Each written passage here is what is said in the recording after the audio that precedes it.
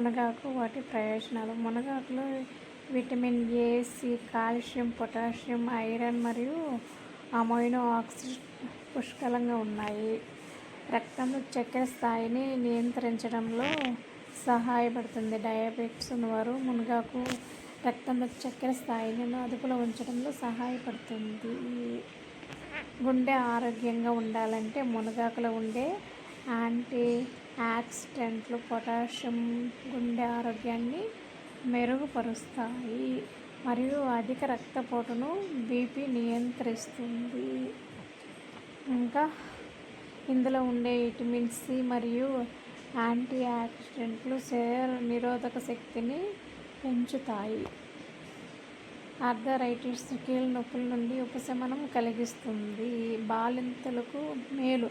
పాలిచ్చే తల్లులకు మునగాకు కూర పెడితే పాలు పెరుగుతాయని, ఇది పోషకాలను అందిస్తుందని నమ్ముతారు. నిజమండి, చాలా మంచిది ఫ్రై చేసి పెడితే. ఇంకా తర్వాత మునగ గింజలను నూనె మరియు ఆకు రసం చర్మం జుట్టు ఆరోగ్యానికి ఎంతో మంచిది. కూర లేదా పప్పు. మునగాకు పప్పు, పొడి కూర లేదా వేపుడు రూపంలో తీసుకోవచ్చు, చేసుకుని తింటే మంచిది. ఇంకా ఎండబెట్టిన ఆకులను పొడి చేసుకొని సలాడ్, జ్యూస్లా లేదా అన్నంలో కలుపుకొని తింటే చాలా మంచిది. మునగాకులో నీటిలో మరిగించి టీ లేదా తాజా రసంలా తీసుకుంటే కూడా చాలా మంచిది. మునగాకు నిత్యం ఆహారంలో భాగం చేసుకోవడం వల్ల ఎన్నో ఆరోగ్య సమస్యలను దూరం చేసుకోవచ్చు. కానీ పరిమితం మించి తినకూడదు. మనకి ఎంత కావాలో అంతే తినాలి, సరేనా?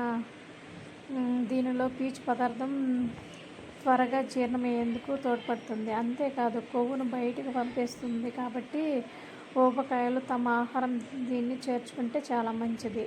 ఈ ఆకుల్లో విటమిన్ సి కూడా మెండుగా ఉంటుంది. దీన్ని తీసుకుంటే ఇమ్యూనిటీ పెరుగుతుంది. వీటిలో పొటాషియం అధిక రక్తపోటును తగ్గిస్తుంది. పీచు రక్త స్థాయిలను క్రమబద్ధీకరిస్తుంది. మధుమేహాలు ఎక్కువగా తీసుకుంటున్న మంచిది. మలబద్ధకంతో బాధపడేవారు ఈ ఆకులను తరచూ తీసుకుంటే సమస్య తగ్గిపోతుందంట. ఈ ఆకుల నుంచి ఇనుము పుష్కలంగా లభిస్తుంది. కూర, పప్పు, వేపుడు ఇలా వివిధ రకాలుగా మునగాకు ఆహారంగా తీసుకుంటే హెల్త్కి చాలా మంచిది.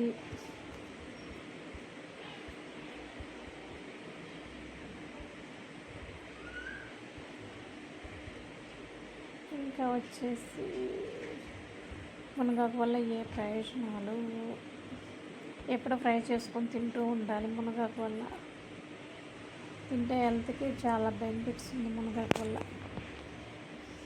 పొడి కూడా చేసుకొని ఒక డబ్బాలో పెట్టుకున్నా కానీ రక్తంలో గ్లూకోజ్ స్థాయిని తగ్గిస్తుంది. గర్భిణీలు వారు కడుపులో ఉండే పిండాలకి ఫోలిక్ యాసిడ్ బాగా అందుతుంది.